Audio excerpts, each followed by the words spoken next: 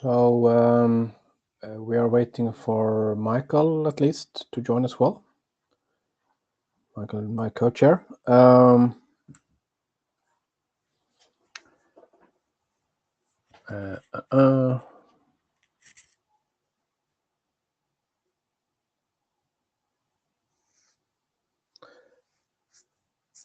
So welcome everybody who's joined. We are waiting for Michael to join up as well, hopefully.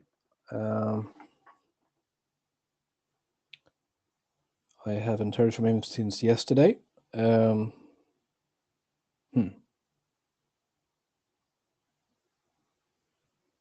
Okay, maybe let's get going and then let Michael join. Can somebody take notes if Michael is not here?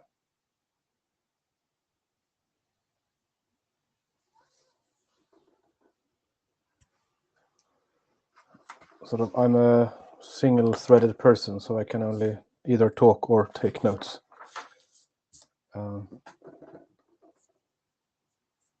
Okay, let's get going and see what happens. If we get into more technical discussions, it would be great if somebody could take some notes, okay? Ari, are you?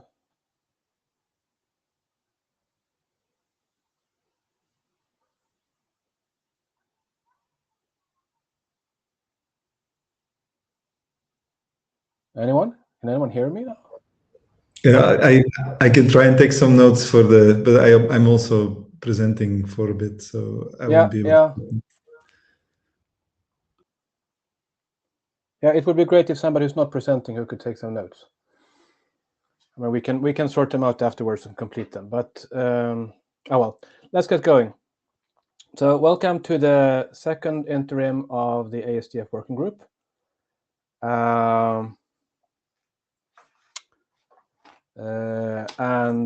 We are. Okay. So Ari can't take notes. Karsten, can you take notes?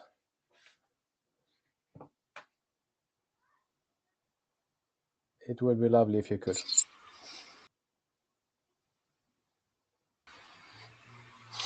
Well, I can try to, but I'm going to be discussing things, so it's really hard to. Yeah. Okay. Let's see how we work it out. I will try to take some paper notes and I'll update the hedgedoc afterwards. Anyway. Yeah, I'm going to do it in the shared notes. So if other people want to chime in. Yeah, the problem is I only have a small screen here, so I can't really see the Meet Echo plus the other window. Right. So unfortunately, that's not a really good idea. But anyway, we'll make do. So first of all, this is an IETF meeting. Here is the note. Well, you are being recorded. Please be nice and professional. And in the usual IPR guidelines of the IETF are applying. Here is a longer note well with more detail. You have seen it before if you've attended IETF, so no news there. These are the code of conduct guidelines that were added a few years back. And I think we will live up to them. Be nice to each other, basically, and be engineers, right? So this is where we are when we get to the actual agenda for today. And we first a note, well, logistics of the meetings we've just seen. We have a very short working group status update. We have a short update on the status for ASDF. We'll spend most of the time, I think, talking about NIPSI, and then we'll spend some time at the end talking about the digital twins. And then there is some any other business, if there is any other business. And you sort of need to bash this agenda. Okay. And be aware that the kind of the time I put to these agenda items was they are not set in stone. They are rough guidelines based on what we think we would discuss today, but we can be a bit flexible. Anyway, moving on then with the working group status update.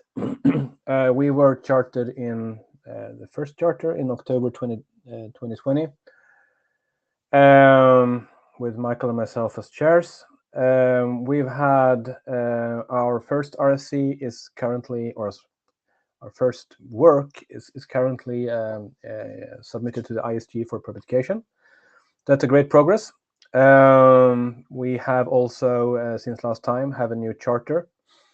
And you've seen the chart. We don't need to go into details there, but it basically covers the work we intend to do now. We've also had the NIPSI draft adopted. And there is a call for adoption out for the digital twin location draft.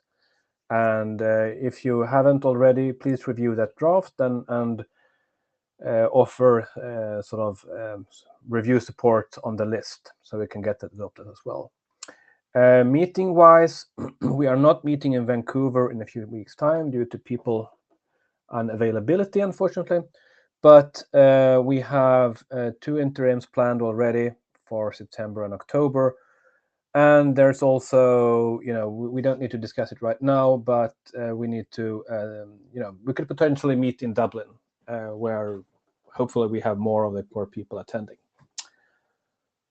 Okay.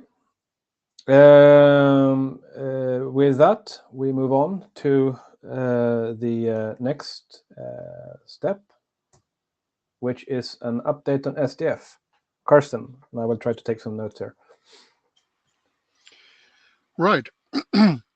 So as the previous slide said, this is submitted to the ISG, and we got an AD review with quite a few useful editorial comments. We got a review, a Genad review from Mallory Nodal, which also has editorial comments, and then we got this absolutely massive set of editorial comments from Susan Harris. So there are some 40 comments in this stack, and each of them really makes you think, because there is room for editorial improvement. We probably knew that all the time, but up to now, this document mostly has been used by people who already had a rough idea what's in there, and the editorial comments indicate that it may be less useful for people who do not already know what's in there. So I have started working on those comments. I think we don't have a chance to actually submit a new version by Internet Draft deadline. But maybe that's also not really a deadline we have to make, because Francesca is on a summer vacation. I don't know the exact dates, and maybe we don't have to have them in the meeting, the recorded meeting. But I think we will most likely only be able to get responses from the reviewers after the Vancouver meeting. So I expect to have a new draft in time for when the repository reopens on the first day, on the Sunday exactly, of the IETF meeting. But then I don't expect people to actually read that for another week. So we will get some feedback for those addressed comments by the first week of August earliest. So this will take its time, but I think the comments really show that there is very little discussion about the actual technical content by the reviewers, but about the way we are stating it. And again, I have worked on 20 of those 40 comments from Susan, and the document has really improved already. So I'm looking forward to doing the other 20 and then checking whether all the ones from Francesca were covered in the pull requests you already had, and checking that Mallory's, which are kind of parallel to Susan's comments are also addressed or need some additional work. So that's, I think, a summary of the status of the ASDF document. Perfect. Thanks a lot, and thanks for sort of heading and addressing the comments right away. It's great, and yeah, okay, good to hear that we are moving in the wrong direction, even if a bit of extra work was happening at the end here. But it hopefully improves the quality of the document. Yeah, and it also might reduce the amount of interaction we need with the RFC editor at the end. If the text is already clear, then the RFC editor will not guess what it might mean, which always takes some additional time to fix. So doing this before we publish this to the RFC editor probably is a good idea. Yeah, I guess text clarification is always painful on one hand, but also good in the when you've done it. So okay, but that's good. Any other sort of SDF? We don't need to bring it up, but there's no other progress on the other SDF drafts, right? Right now the focus is on getting the first document out, but there are several documents that we will need to work on. So for instance, for NIPSI, we probably want to have an idea of how we do these mapping files. And for the digital twin work, for the SDF location work, we probably need to have an idea of how we do both classes and instances in this context. So I think we need to work on some of these documents in the process of working on the documents that are on the agenda today. Okay, perfect. Thanks. Any questions before we move on? So just mentioning, you can look at the first PR if you want. So if you're interested in the editorial improvements, you can look at the GitHub repository now. Okay. Yeah, good. I will not try to do it now because then we'll mess up the sharing. But okay, good. Thanks. Yeah, before we move on, if anybody has some other channel to reach out to Michael Richardson, other than Telegram, it would be good if you could ping him. I've done so already on Telegram, but yeah. Right. Then the next part of the agenda is the NIPSI discussion, and there's been quite a bit of enthusiasm or sort of engagement around the NIPSI spec and support and so on. So it's great to be able to bring it up here. So I'm now, let me share the slides. So I think we'll spend around 40 minutes or so on this, primarily to where we are right now, and where, given that we have now adopted the document, what things we need to do to it from both from a NIPSI, of course, but also from a kind of ASDF perspective. But I hand it over to Bart to present these slides. Please go ahead. Thank you, Nicholas, and thank you all for the adoption. Do I have the ability? No, I will switch the slides. I don't dare to hand it over. So. Okay, so this is kind of what we thought we wanted to talk about today. First of all, what do we want to do to NIPSI, or what do we would like to change in NIPSI itself or update in NIPSI itself, and then start thinking about what NIPSI looks like in SDF. It's still early days, since the adoption. Most of us have been on vacation, so but we do have some ideas already. And then also what we're all newbies, right? It's like how do we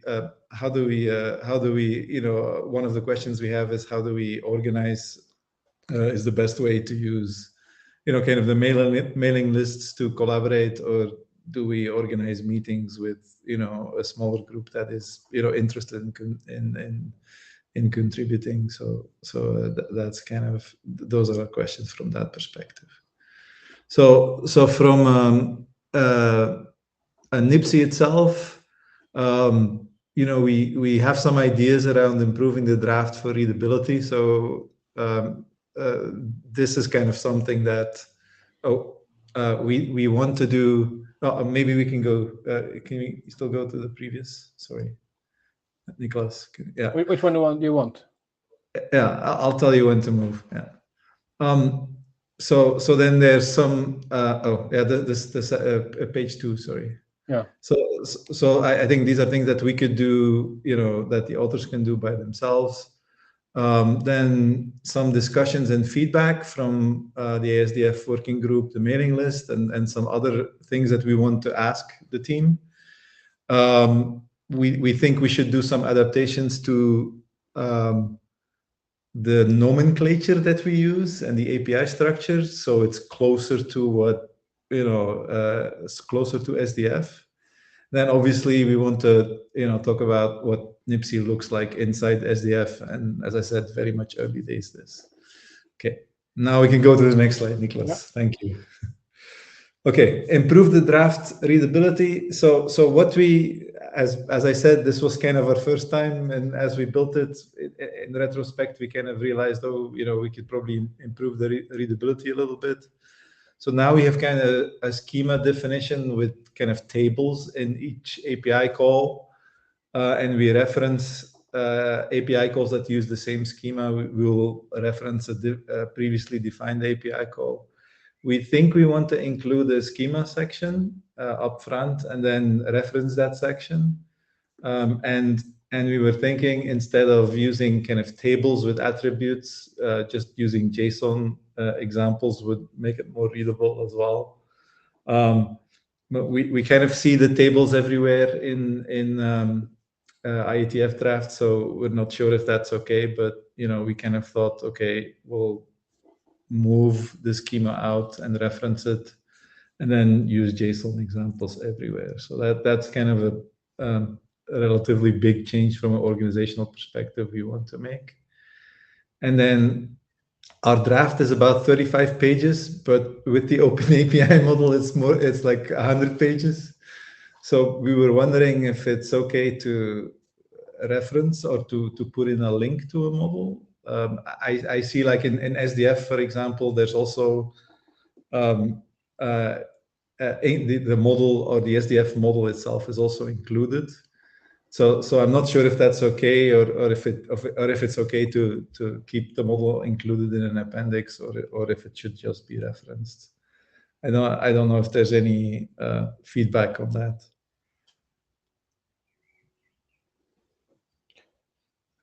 I mean, I don't think we have to. We don't have to take it away for the. I mean, there is no special point in making short specifications, right? If it is useful, we should be there, and I guess that it could be useful to an implementer to have it there, right? I haven't looked into it very deeply, but correct. But as I understand, links are not okay in drafts. No, I mean, there is how. Otherwise, we would have to now make another document with the model in it. So it may be better to put it here. So okay, we just leave it in. And because if you want to make this a specification, you want to have everything, it's implementable, right, in place. Okay, then we leave it in. So I think if the group is okay with this, then I suggest that over the next few weeks, we will make those changes to make the draft more readable. And if there's any other, if people are reading through it and saying, oh, this is not well organized, or I would change this, please let us know. So I think that's section 1. Yeah. Any other comments to this, Karsten, Michael? Well, OpenAPI is not exactly known to generate compact specifications. Correct. Models. OpenAPI is designed to be used by tools. You never actually look at an OpenAPI specification, and there's extreme amounts of redundancy in that thing. So usually when I try to read something like this, I write a small tool that compresses that redundancy. So maybe we can think about a way to do this. YAML has some built-in mechanisms to deal with redundancies. Maybe these are good enough, so we get a bit better view on the actual content that is hidden in those incredible numbers of pages. The other observation, just for people who want to use this document, when you look at the plaintext version, then of course you have all these page headings in the way. But if you look at the XML, you can extract the OpenAPI with a very simple command.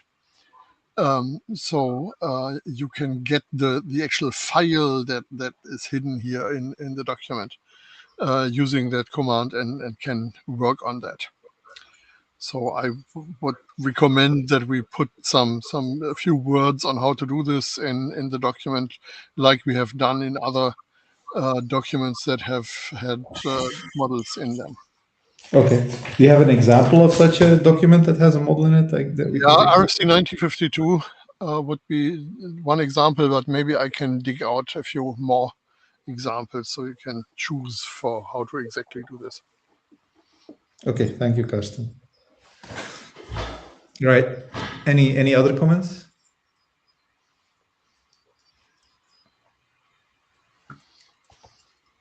All right. Next slide then, Niklas. Yes.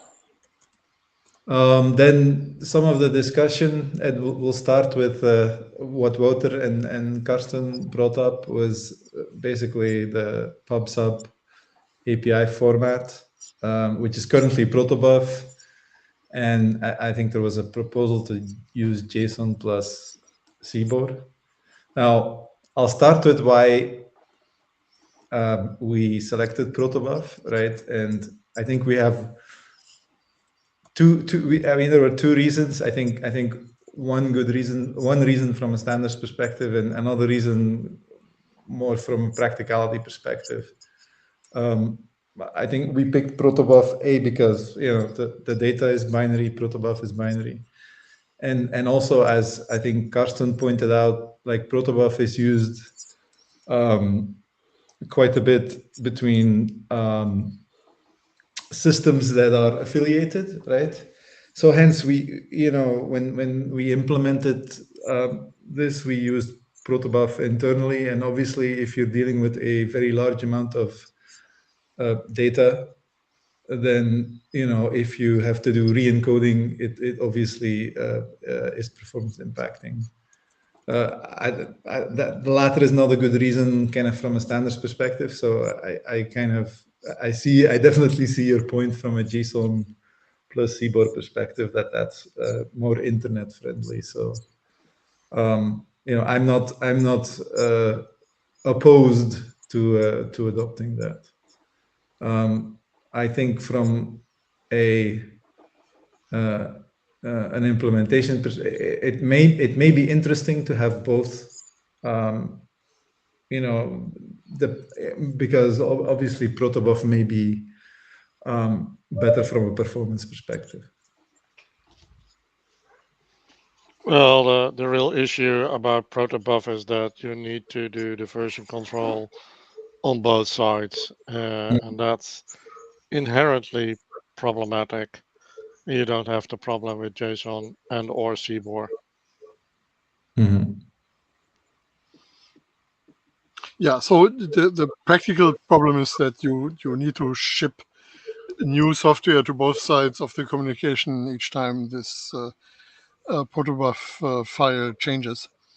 And that has been a problem in internet-style applications. It's not a problem if you control both sides of the communication, and in particular control when a new version is being installed. But if they develop independently from each other, then you get the problem that Wouter was referring to.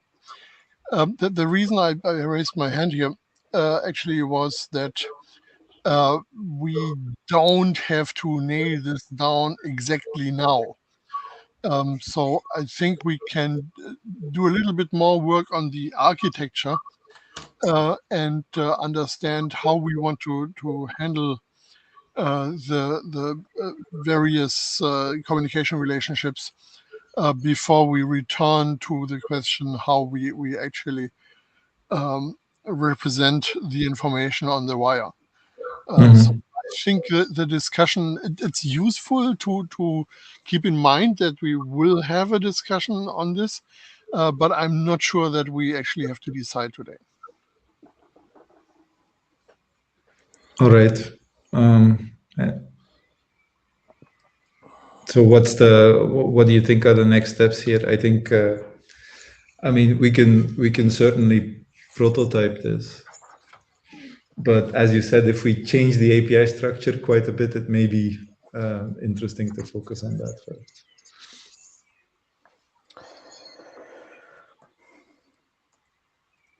Well, is this PubSub data API, is that completely different than the open API, or is it more or less modeled the same? Honestly, I like MQTT to use for these kind of things, going upstream, because it's basically all major standards that I know have adopted in some way or form. So it would be nice that we can use or reuse something that already exists. Ari might know that a little bit, or that we define something that somebody else can latch into. It has both things, but I don't know if it's designed in the same way. Yeah, right now it's designed to be protobuf over MQTT, right? So but are you using the same data formats for OpenAPI as well? No, yeah, the Open API is all JSON based. So yeah, it's not protobuf. Okay, why would that be so much different? Because the data is basically streamed over protobuf, right? Versus JSON versus the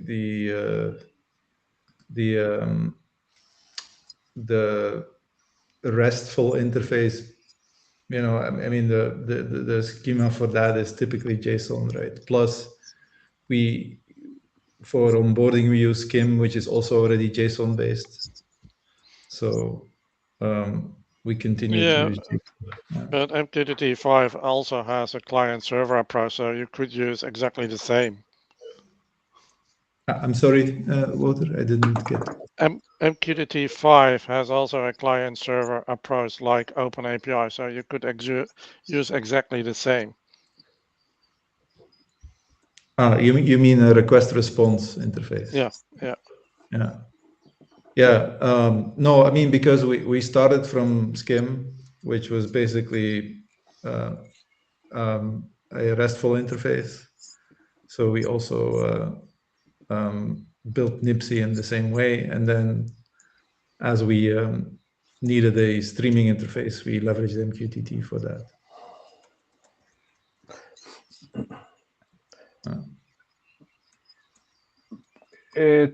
Maybe we're not getting to a conclusion here, right? I mean, obviously there are pros and cons with using protobuf and JSON and CBOR here.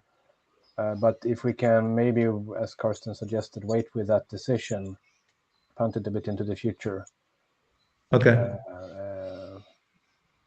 And maybe have sort of I don't know what would we be depending on, but it's maybe not. We don't have to decide it right away now. Yeah, I think it would be useful to actually write a little bit of code that demonstrates the various approaches, so we can compare how they fit together. And but of course, you have written code, so it's not your turn doing that. It's the turn of the other people to look at this and see what kind of code we would be coming up with. Yeah, we do have some open source code already available on this. I have the link in another slide, but yeah, we can write some code on the JSON plus CBOR approach as well. Great. Yeah. Great. Perfect. Then there is some binary data in. So I was kind of asking, if we do JSON and CBOR on the pub sub, do we on our RESTful interface also look at CBOR then for binary data? But I guess I don't think we have to have that discussion now. There's in our read-write APIs, there is some binary data that we're exchanging. Well, you can easily convert JSON and CBOR both ways. Yes. So it's almost trivial. Yeah, that's what I would think as well. Then from so there's some we define some protocol extensions here for non-IP wireless standards. We've currently defined BLE and ZigBee, but there are others, right? So the question is, how do we deal with that? Do we define some others? We define BLE and ZigBee because those are the ones that we were primarily interested in, but obviously there's others as well. And do we make that extendable? Is that something that goes into an IANA registry? That's kind of one of the questions we had as well. And if there's anybody interested in helping with other extensions, obviously that's also interesting to us. So as an architectural principle, of course, I would prefer the various ecosystems to be pluggable. I also think that in the end, an IANA registry gives you a very good way to have different organizations doing this plugging. So we don't have to do all the work in this working group. So some industry group could come in and say how to do this with Connex or some other mechanism. So I think the architecture issue here really is, are those various pluggables completely independent of each other, or do we actually see some commonality that we would like to reflect in how the protocol works? Yeah, I think what we try to define in NIPSI is all the commonalities we've put in the API in the schema itself, and then we've defined JSON objects for pluggable wireless technologies. So I think that's already there. So I think it's already extendable. Yeah, the ultimate goal is to talk to those devices directly, right? Correct. Yeah. So how much of the protocol itself is in the API, or is that abstracted somehow?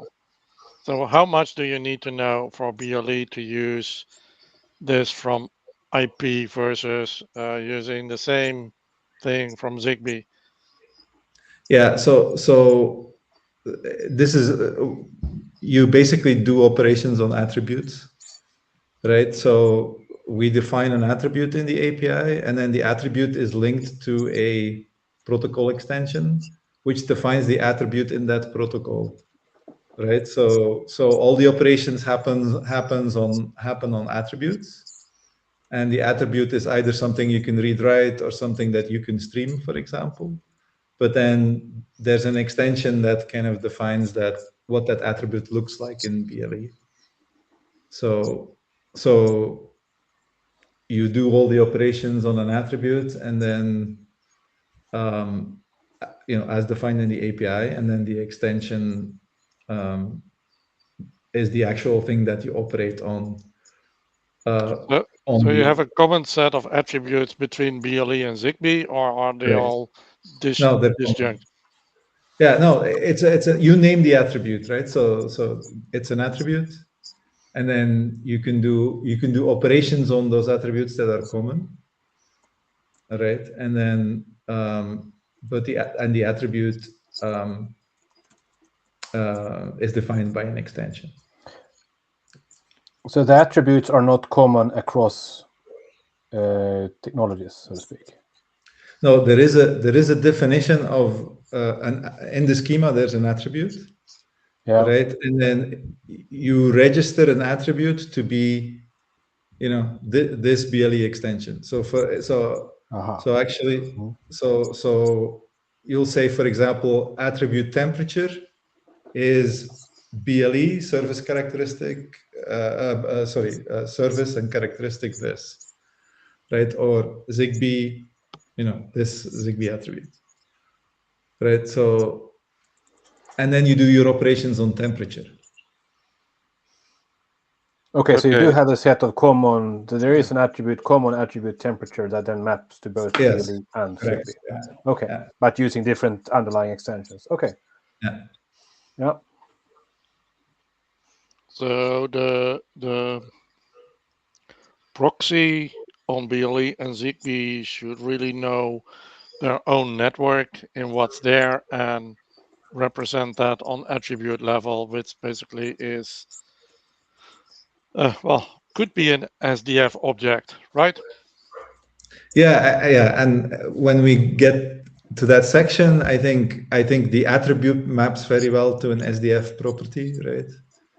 And so then we just need an extension to define, or we need to be able to get the BLE or the ZigBee extension in there to say this attribute is this, right? So that you can actually do a NIPSI operation on it. So yeah, but I have some slides on that. I realized we were actually talking a little bit too much and not getting as far as I missed the sorry. No problem. But let's walk through this and see where it takes us. Okay. So then we've got some API extensions as well. I think we could cover that later probably also, but I think we probably will need maybe. So this allows you to kind of take some or take some combine some APIs, like to execute some bulk APIs. We've defined a bulk API, but you can make your own extensions by combining multiple API calls into a single API call as well. And then I think the last one we can just do. We can simplify. We in draft 1 we have a binding and a connection API, and I think we can subsume that into a single API. So these are changes that we could just make if the group is okay with it. Okay, Nicholas, next slide. Yes, there you go. So kind of from like how we would use this perspective. This is what we have: Skim plus NIPSI. So we've got the Skim onboarding API, and we have the NIPSI operations from an application against the NIPSI gateway. Then the NIPSI gateway talks to the thing, right, over either a BLE or a ZigBee network. We already have a library. It's in Python and Java. It's available. for those, so that you can embed that in your application and use the library instead of the APIs directly. So all of this kind of stays at the connectivity level.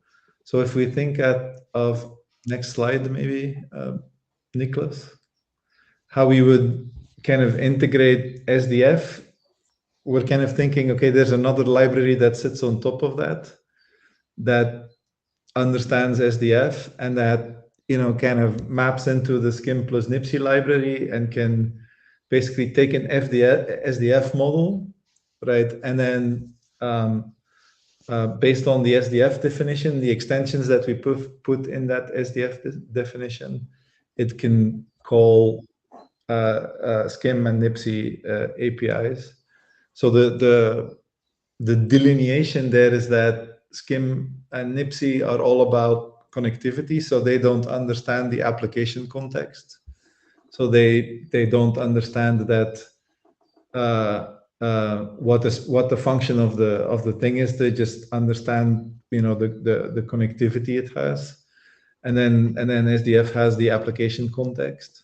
And we have to make obviously the goal is now, how do we make the link the link between the two? Next slide, Nicholas. So this is kind of what we have. So SDF has a model with an SDF thing, object, properties, events, actions. And then in NIPSI, we have a Skim device object. That device object is nowhere near what an SDF object or an SDF thing is, because it really just includes a device information about how you onboard the device. So it's a device ID and some, you know, keying material you may need. It does have BLE, ZigBee, Wi-Fi, you know, other radio extensions with potential keying material you need to onboard the device, but it doesn't have much more information in there.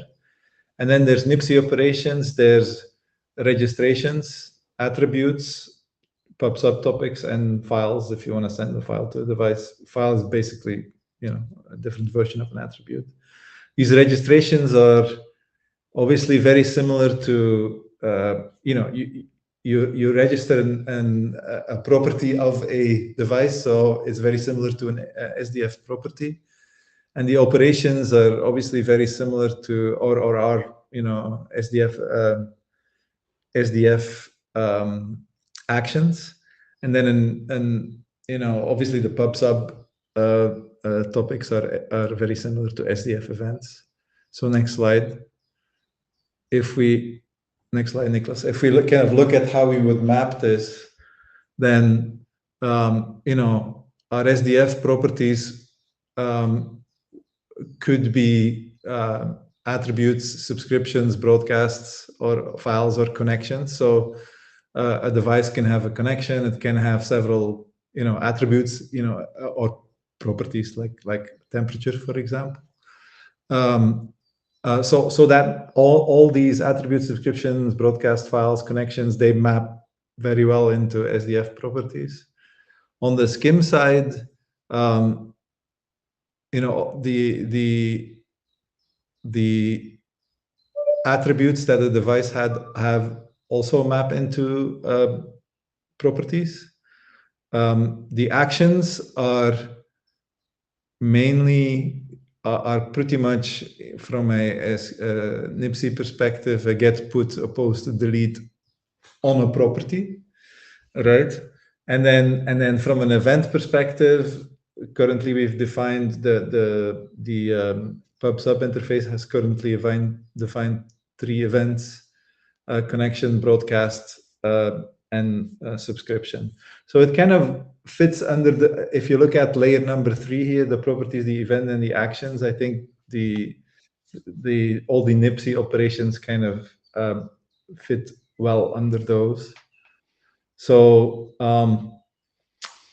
next slide. So the thought is kind of, I don't know if this is a kind of a good approach, but if there's I see that the quality, the data quality in the SDF spec are extendable. There's also an IANA registry there. I'm wondering if it's if what we do is we put the extension. So if we define an IPSI or an attribute like temperature as a BLE service and characteristic, right? Is there a new quality, for example, NIPSI property, right? We can add which is a JSON object that includes that extension, because once we have, if we define temperature like this, right, we can obviously do, we basically know that we're talking to a BLE device. If we want to read temperature, we have to read this service ID and this characteristic ID. We have to read, or we can or write it and so forth. Properties being readable and writable and so forth, we can all discover. So I'm thinking maybe something like this could be the integration. Just from my understanding, the characteristic ID that denotes the temperature, and the service ID is then something on the gateway that denotes which device it is, or which this is which how thing you on the device it is. like service ID is basically a grouping of characteristics. So but Zigbee will have a different way of getting to a property, right? So it'll be, so that's why it's inside the BLE extension, because it is BLE specific. So, but you can have multiple BLE devices exposing a temperature. Do you describe this then just for a temperature, or do you describe it for a temperature and where it can be reached? Yeah, this is so this describes temperature, and in the definition of this thing, right, where you can find the temperature on BLE. Yeah. Okay, but how would that work with your first diagram in how you want to marry SDF with the scheme? Because the scheme is basically the addressing, and the SDF is then just the temperature. So Skim doesn't expose any properties, or Skim doesn't include any properties of the device other than the device identity itself.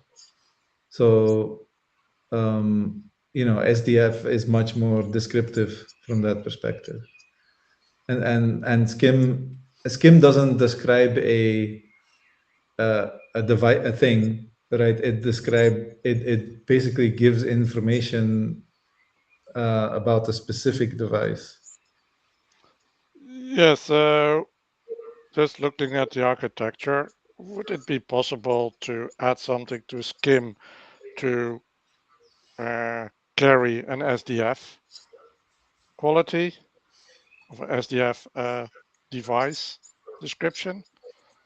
Because then you solve the problem, and then you solve it actually at the proxy level, because the proxy, if you are doing the BLE side, you know which device is the which device is where, and also which device does what. And I think you should marry that in the proxy and not within the client. So we have several dimensions in which we need to discuss this. We have the dimension where we add ecosystem-specific information, and this is the red stuff on this slide. And we have a draft called the SDF mapping draft that is meant to provide one way of doing this. And I would expect we come up with a more NIPSI native way of doing this. So this is about managing a herd of devices that belong to a number of classes. And then the other thing is that there are actual devices, the instances. And we need things like addresses and so on. And SCIM is currently set up to manage some of that information. And I think we need to find a way how to merge the SCIM managed information with any other instance information that we may need to manage. Yeah, yes. Like SDF doesn't carry information about a specific device. It just Exactly. carries information about a type of a type of device, and SCIM carries information about a specific device, right? I think that's Well, that's maybe something has changed, but SDF was always meant to, if you have an instantiation, that it carries the data of a specific device. But Carsten, maybe that has changed over the time. I don't know. I'm not sure. I thought what you said is still right. But I think we need to map this into the actual architectural concepts of how we are using MFC. Yeah. Well, I would really like to explore a little bit about the SCIM and how we can use that to, because, can you go back 3 slides or so? Yeah, this one. So the NIPSI gateway, that has on the non-IP network side, has all the information about what that thing is, because it needs to know that. Otherwise, it can't talk to that network and can't talk to that device. So from my point of view, the NIPSI gateway should have some information about what it is, representing that through SDF, and maybe where you can find it to SCIM. So Wouter, that can be a problem because, like, there's, for example, use cases in healthcare where you're dealing with, patient data, being sent over these interfaces, and you want to keep that context of what that is. Like, for example, this characteristic is a heart rate, right? You don't really want that in the network. You only want that in the application. But then that thing doesn't know that it's a heart rate either, right? The thing doesn't know that it's the only but yeah the only entity that should know that it's a heart rate is the application. Yeah, but so I would say then that's just a stream of data, and it's being classified as a Correct. stream of data. And I'm not even sure if SDF in the application would help there, because at that moment in time, you should start marrying well, you could specify an SDF thing as a heart rate, but it comes later in play. So most of the things that I see now, and I'm coming from a completely different angle than healthcare, I would put as much as we can in that NIPSI gateway, because then you don't have to carry that and marry that later.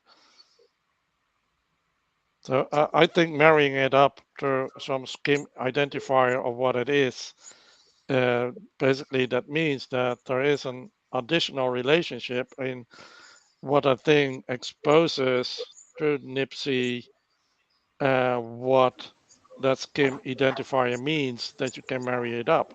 So what is, well, probably there should be some information going into the thing that you can marry it up later with an SDF library. Yeah. Guys, unfortunately we only have 5 minutes left of this meeting, and this is I think it's a very interesting discussion, but we won't be able to finish it. I would suggest that we actually we have interims planned, but I don't know if we could plan for a design team meeting. You asked Bart before how to organize this work. A design team meeting discussing about these things, like you just discussed about NIPSI and SCIM and so on. Would that make sense? That would be great. Wouter, Karsten, are you fine with that? Sure. I would say after Vancouver meeting, but not that long after Vancouver meeting. Okay. We'll try to find a date. Okay. And do you organize that, Niklas, or? We will try to set it. Yeah, we will figure out the date. Yes. Okay. I will put it together. Okay. Good. Thanks a lot, and thanks for the discussion. I've taken some notes. Please review them afterwards if I got something wrong. Let me then. So, sorry, we have only a few minutes left, but since Yun Yong actually did some stuff, I would like to give her 5 minutes to present this. Okay, thank you. Hello, everyone. My name is Hyunjung Lee, and the foreigners can't pronounce my name, Hyunjung Lee. And I'll have a very short talk for the document titled SDF for Digital Twin. In this version, we describe the SDF location in SDF model in Figure 1. Next slide, please. We have added the SDF location in SDF model.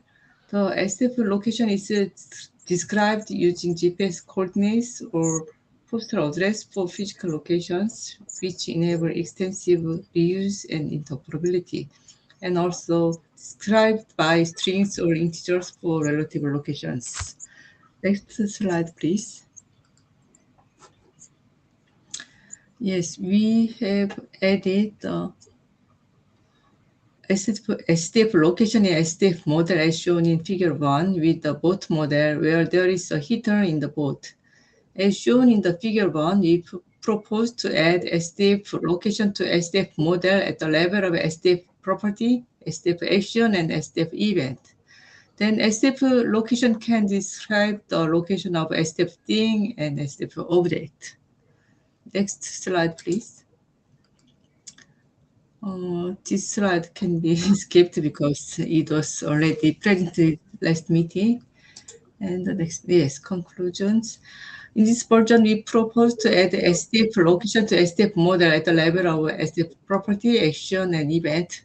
More information to represent an object as a digital twin, the requirements of the SDF model for the digital twin, and the detailed Figure 1 as the Figure 2 in SDF main document will be described. I think the timestamp can be added to SDF location to indicate the duration. Also, I hope that the document will be adopted as a working group document. That's all. Thank you.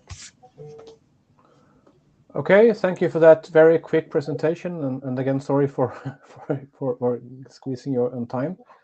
Any comments or questions though? We still need to adopt this document, so please review and have a think about it. But any comments or questions to Yun Yong?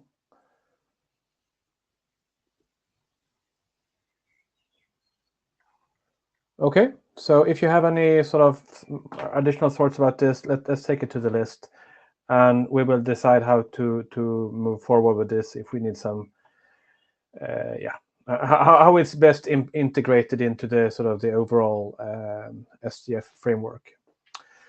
With that, that was actually quicker than I thought. We are actually out of time. I will call for a meeting to I will call for a design team meeting, which is not then a formal interim. Try to find some date after Vancouver, if we can't find another date, then it might be that we'll have to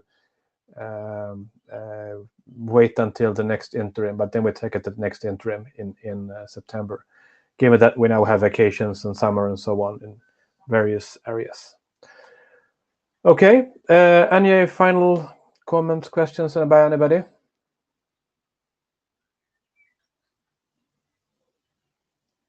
If not, thanks a lot, and thank you to the presenters for doing quick presentations and so on. And thanks for a good discussion. So, and let's talk to you again in a few weeks' time.